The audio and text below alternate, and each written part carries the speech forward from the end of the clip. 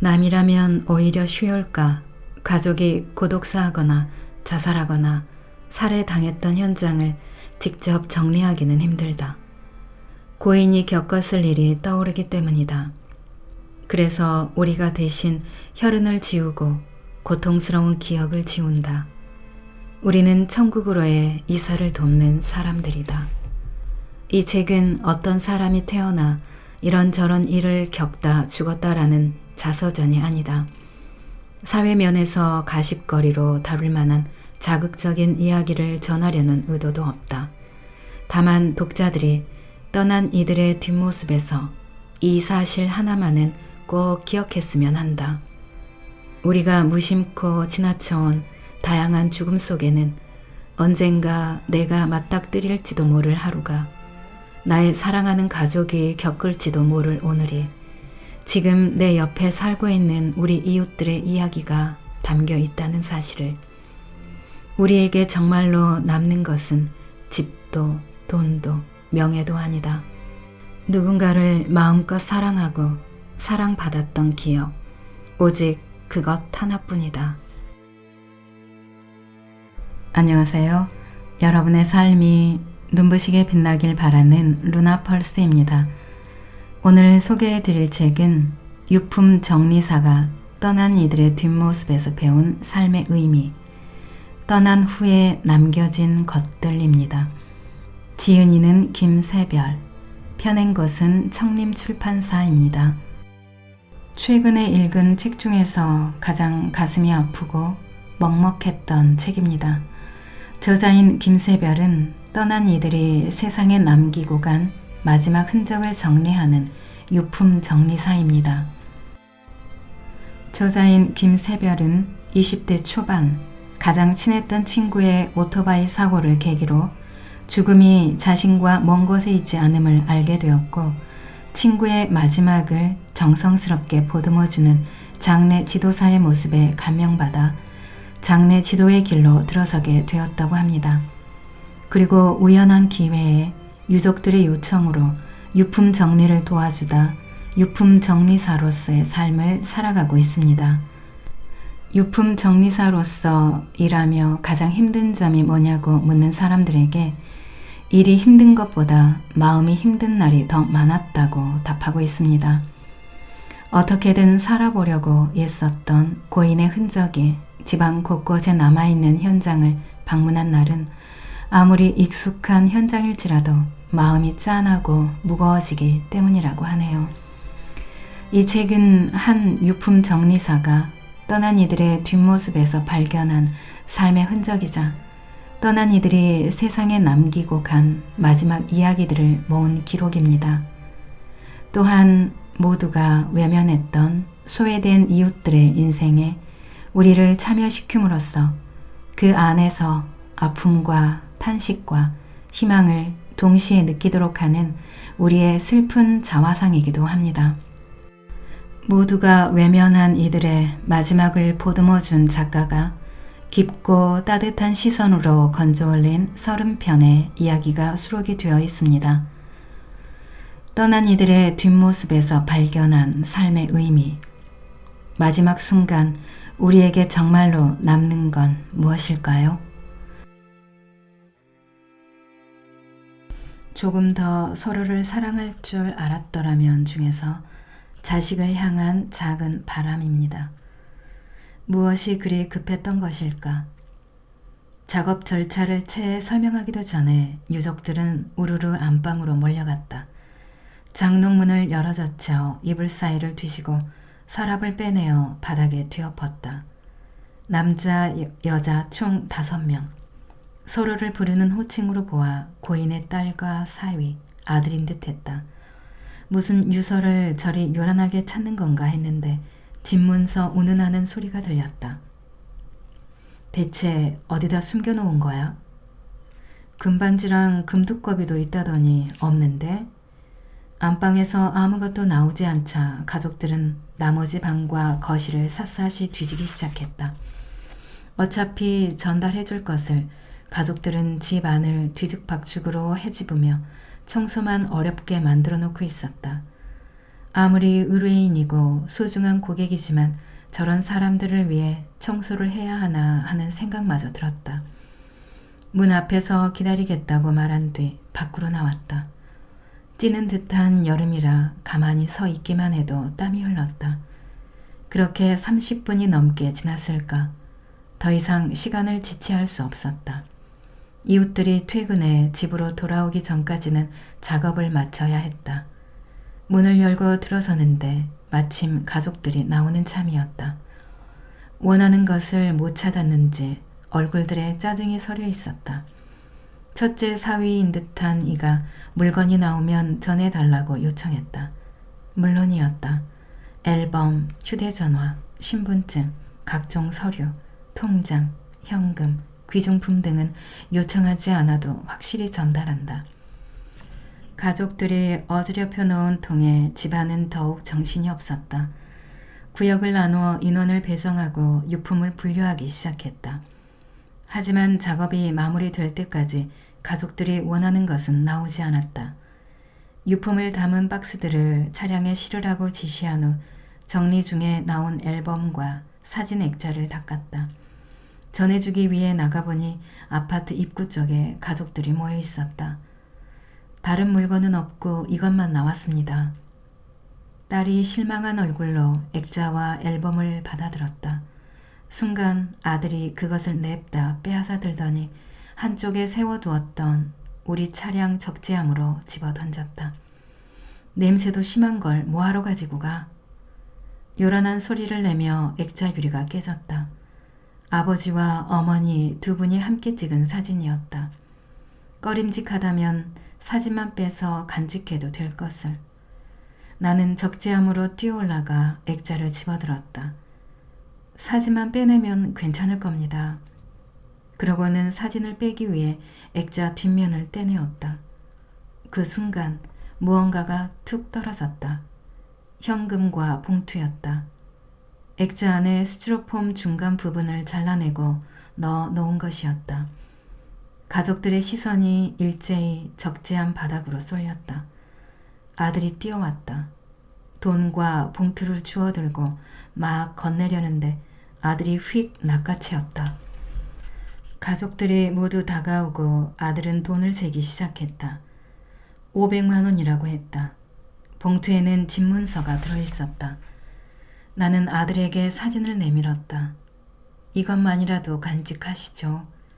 아들은 귀찮아하는 기색이 역력했지만 스스로도 민망했는지 마지못해 받아들었다. 그에게는 집문서와 현금만이 중요했다. 그 돈은 장례 비용이었으리라. 죽는 순간까지 남겨진 자식들을 걱정하는 것이 부모다. 부모의 사진을 버리라고는 생각하지 못했기에 현금과 집문서를 액자에 넣어 놓았을 것이다. 그러나 자식들은 고인의 사진을 더도 덜도 아니게 쓰레기 취급했다. 아버지가 홀로 살다 돌아가시고 20알이 지나서야 그 사실을 알았는데 누구 하나 슬퍼하지 않았다. 고인의 시신을 처음 발견한 것도 자식이 아닌 옆집 할아버지였다. 이런 경우 조금 더 일찍 발견하지 못한 것에 대해 애초에 죽음을 막지 못한 것에 대해 후회하고 자책하느라 가족들은 가슴 아파한다. 그런 가족들을 볼 때마다 안타까워서 과연 위로가 될까 회의하면서 위로의 말을 건네곤 했다. 그러나 그날은 가슴 아파하는 가족도 없었고 그러니 위로의 말을 건넬 필요도 없었다. 처음으로 사람에게 영혼이라는 것이 없었으면 좋겠다는 생각을 했다. 영혼이 있어서 고인이 지켜보고 있다면 그 심정이 어떨 것인가. 보는 이의 마음이야 어떻든 원하는 것을 얻은 가족들은 이제 볼일이 끝났다는 듯 총총히 사라졌다. 나만이 쓸쓸함을 감추지 못한 채 그 자리를 맴돌고 있을 뿐이었다. 2장. 어떤 삶을 살든 우리는 소중한 사람 중에서 천국으로의 이사를 돕는 사람들입니다. 힘들지만 지금까지 이 일을 꾸준히 해올 수 있었던 것은 바로 함께 일하는 직원들 덕분이다. 잘못한 것도 없이 욕먹고 재수없다고 소금세례 당하고 식당에 앉아 점심 한 번 편하게 먹지 못해도 힘들다고 하소연하기는커녕 힘드니까 우리가 필요한 것 아니겠냐며 오히려 사장을 가르친다. 우리 직원들이지만 참 대단하다.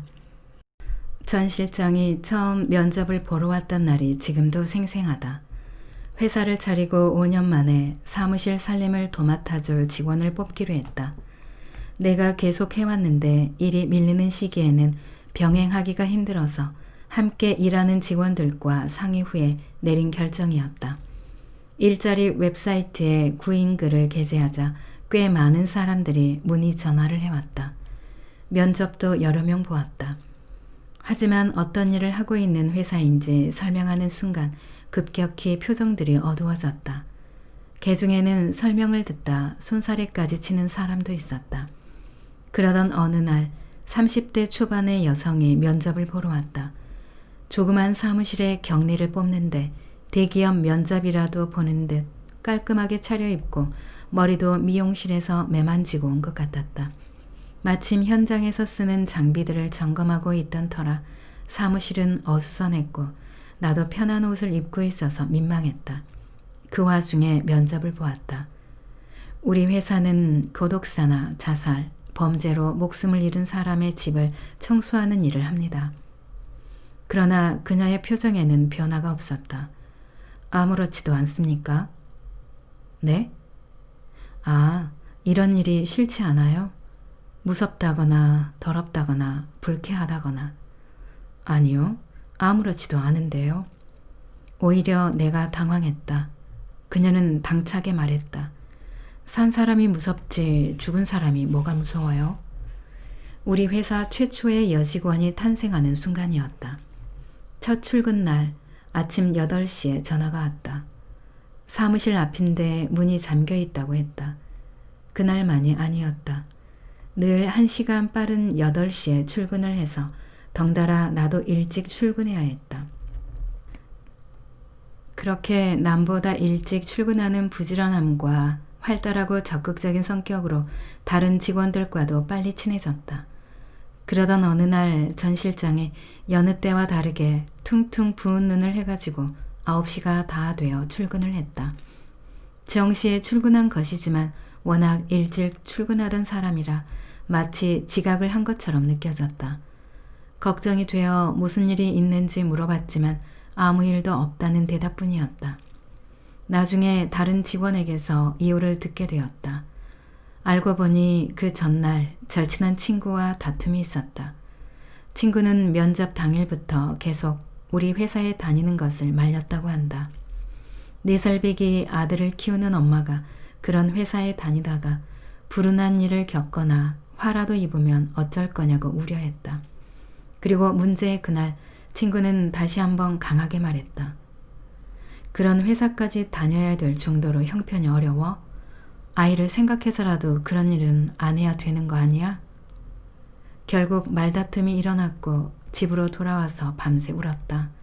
퉁퉁 부은 눈을 하고 평소보다 늦게 출근한 이유였다.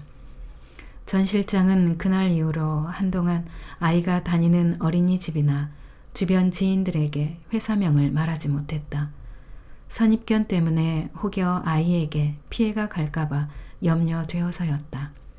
전 실장의 말처럼 죽은 사람들이 아니라 결국 산 사람들이 문제였던 것이다. 그러나 주변의 시선을 꿋꿋하게 이겨내고 지금까지 함께하고 있다.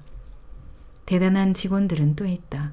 고양이는 무서워하면서 사체에서 흐른 부패물이며 흥건한 피는 아무렇지 않게 닦아내는 직원도 있고 건장한 남자들 대신 혼자 1000번의 삽질을 한 여직원도 있다.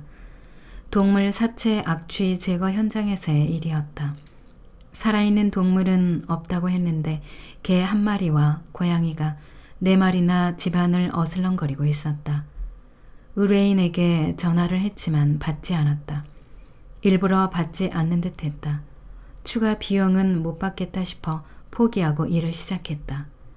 고양이를 무서워하는 직원 때문에 4마리의 고양이들로부터 가두었다. 고양이들이 돌아다니는 한 그는 한 발짝도 움직일 수 없기에. 고양이들이 가둬지자 안심한 직원은 화장실부터 갔다.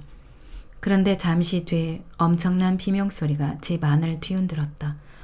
약간 허스키하고 굵직한 목소리를 가진 그가 그토록 높고 날카로운 소리를 낼 줄이야.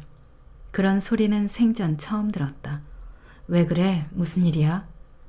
얼굴이 파랗게 질려 뛰쳐나온 그에게 물었다. 그러나 그는 가슴에 손을 얹은 채 가쁜 숨만 몰아쉬었다. 왜 그러세요? 막내 직원도 허겁지겁 뛰어왔다. 화장실에 고양이가. 화장실에 가보니 변기 위 선반에 하얀 고양이 한 마리가 우아하게 앉아 있었다. 심드렁한 표정에 미동도 없었다. 그의 설명에 의하면 소변을 보는데 고양이가 있기에 놀랐지만 움직이질 않아 박제인 줄 알았단다. 그래도 자꾸 신경이 쓰여 계속 쳐다봤지만 역시 미동도 없었다. 그런데 순간 눈동자가 움직였다. 잘못 봤나 싶어 다시 쳐다보았는데 또 움직였다. 살아있었다. 그가 혼비백산에서 뛰쳐나온 사연이었다. 또 다른 대단한 직원은 전 실장을 도와 전화 상담을 맡기기 위해 뽑은 신입 여직원이었다.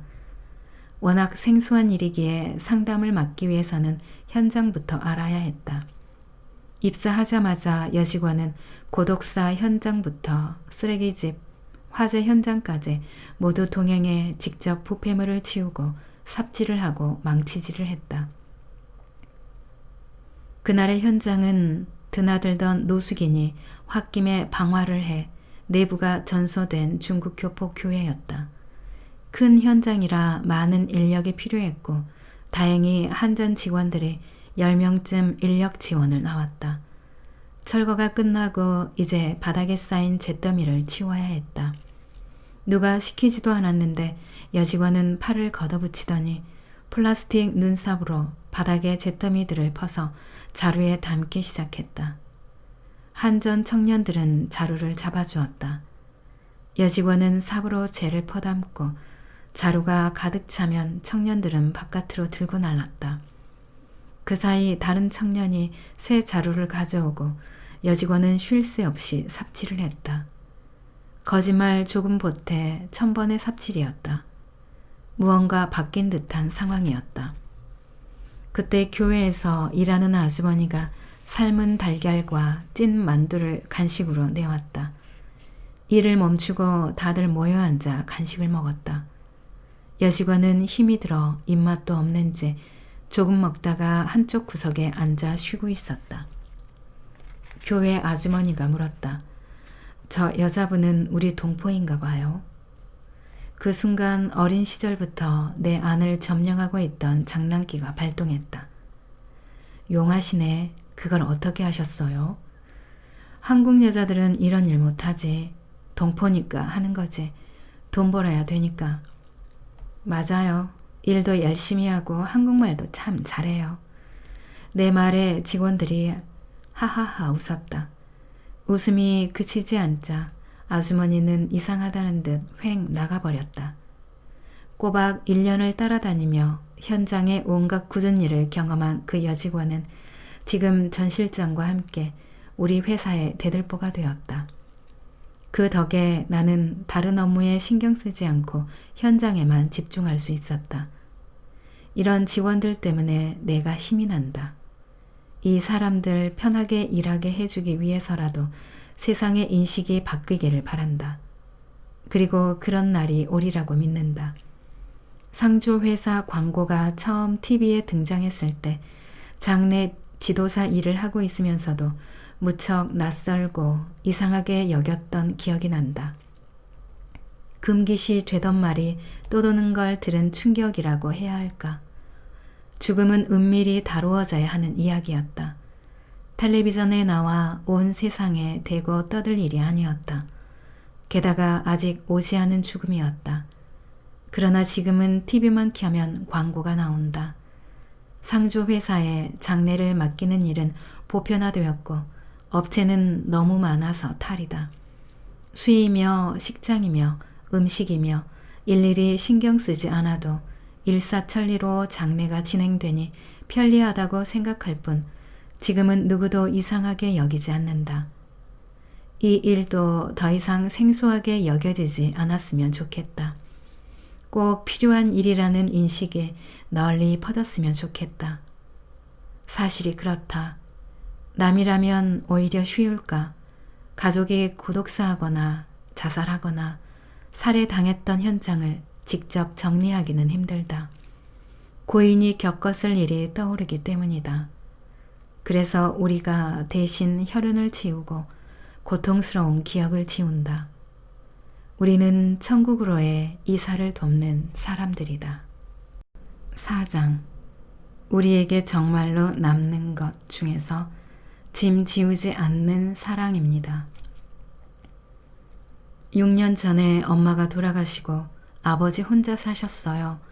저는 남편 회사 때문에 지방에 내려가 사느라 명절 때나 찾아뵙고 당뇨 합병증으로 시력도 계속 떨어지고 신장 기능도 나빠져서 이틀에 한 번씩 투석을 받으셨어요.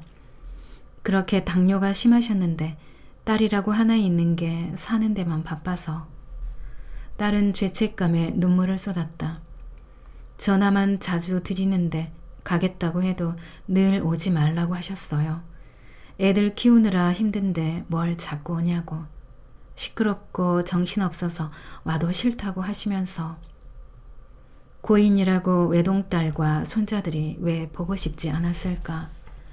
그러나 자식을 보고 싶은 마음보다는 자식이 힘들까봐 걱정하는 마음이 앞서는 게 부모이다. 딸은 계속 울었다.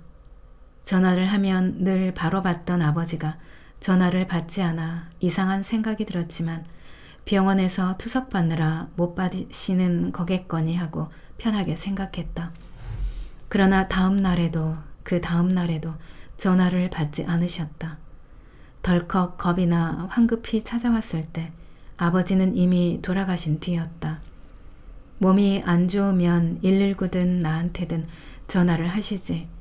얼마나 고통스럽고 무섭고 외로우셨을까요?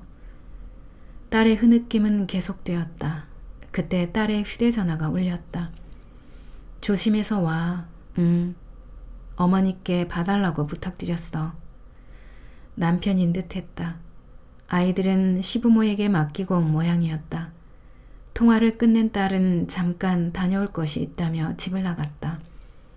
집안 정리를 시작했다. 처방약들이 박스로 하나 가득이었다. 구급차라도 부르시지 하던 딸의 말이 생각났다. 우리 어머니 아버지들은 구급차 불러 병원에 가면 병원비가 수천만 원이라도 나오는 줄 안다. 아프면 병원에 가는 것이 당연한데 이 정도로 무슨 병원이냐며 혼자 끙끙 앓는다. 그깟 병원비 좀 나오면 어떤가. 자식 낳아서 여태 먹여주고 입혀주고 가르쳤는데 말년에 짐 좀 되면 어떤가. 그러나 부모란 끝까지 주기만 하고 받을 줄 모르는 사람들이다. 그런 부모가 또 한 사람 있었다. 고인이 살았던 곳은 10평 남짓한 작은 아파트. 한여름이라 악취가 심했지만 깨끗하게 정돈된 집이었다. 연막 소독을 하고 물건들을 분류해 박스에 담기 시작했다. 병원 처방약이 많은 걸 보니 병을 앓다 사망한 모양이었다. 사진 앨범과 액자도 많았다. 모두 여자아이 사진이었다. 사진 속에는 아이의 성장 과정이 모두 담겨 있었다. 5살짜리 아이가 초등학생이 되고 중학생이 되고 고등학교를 졸업하고 20살이 넘은 예쁜 아가씨가 되어 있었다. 고인의 딸일 것이다. 사진 속의 아이는 혼자였다. 엄마와 찍은 사진도 아빠와 찍은 사진도 없었다. 아마 이혼을 했거나 사별을 해서 딸이 어릴 때부터 아버지가 홀로 키웠을 것이다. 찍어줄 사람이 없으니 아이와 함께 사진을 찍지 못했으리라. 구석에 놓인 작은 상자를 열어보았다. 편지가 가득 들어있었다. 모두 딸이 쓴 편지였다. 실례인 줄 알지만 그 가운데 한 통을 읽어보았다. 아버지의 안부를 묻고 건강을 염려하고 아버지가 끓여준 김치찌개가 먹고 싶다는 내용이었다. 아빠가 잘 익은 김치로 끓여주시던 김치찌개가 너무 먹고 싶어요. 여기서 산 김치로는 아무리 끓여도 한국에서 먹었던 김치찌개 맛이 안 나. 한국 우리 집에 가고 싶다. 아빠가 너무너무 보고 싶어요. 그런데 이상했다. 아버지는 지병으로 시한부의 삶을 사는 것이나 마찬가지였다. 그러나 편지에는 의례적인 건강상의 안부 인사 정도만 있었다. 아버지는 타국에 있는 딸이 걱정할까봐 자신의 병을 숨겼던 것이다. 우리에게 청소를 의뢰했던 지인은 발견 당시 고인이 휴대전화를 쥐고 있었다고 했다. 당시 현장을 감식했던 경찰에게 물어보았다. 죽기 전에 연락한 곳이 있느냐고. 혹시 국제전화 통화 내역이 없느냐고. 없다고 하며 오히려 경찰이 되물었다. 신원조회를 해보니 딸이 있던데 함께 사는 게 아니었습니까?